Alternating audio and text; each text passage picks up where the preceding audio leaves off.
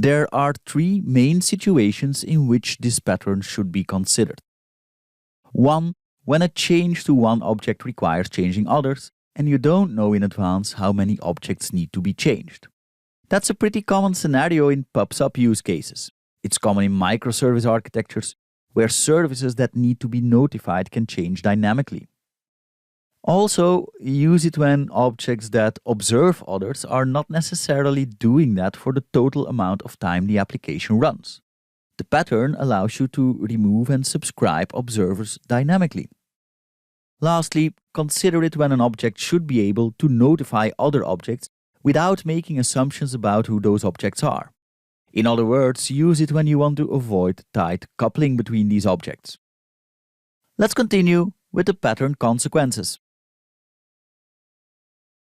The most important consequence of this pattern is that subjects and observers can vary independently. In other words, you can change one or add a new subclass of one without having to change the other. This is in line with the open-closed principle of the solid coding principles. Very much related to that, subject and observer are loosely coupled. All a subject knows is that it has a list of observers that conform to an interface. It doesn't know about concrete implementations. This too is in line with the open-closed principle. Something to look out for are unexpected updates. In some implementations of this pattern, observers hold a reference to the subject and can change its state. Observers don't know about the potential consequences of this.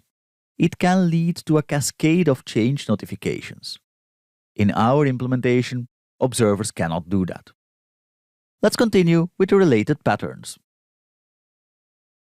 When we look at some of the other patterns in this course, we find others that connect senders and receivers of requests.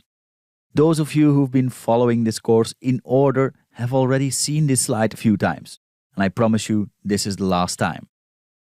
Yet it is important to know that chain of responsibility, command, mediator, and observer are all related.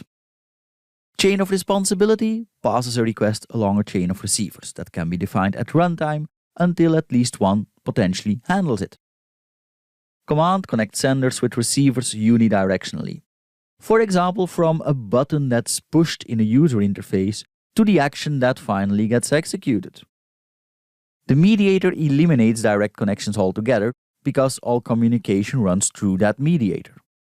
And lastly, the observer, which we've covered in this module, allows receivers of requests to subscribe and unsubscribe to them at runtime.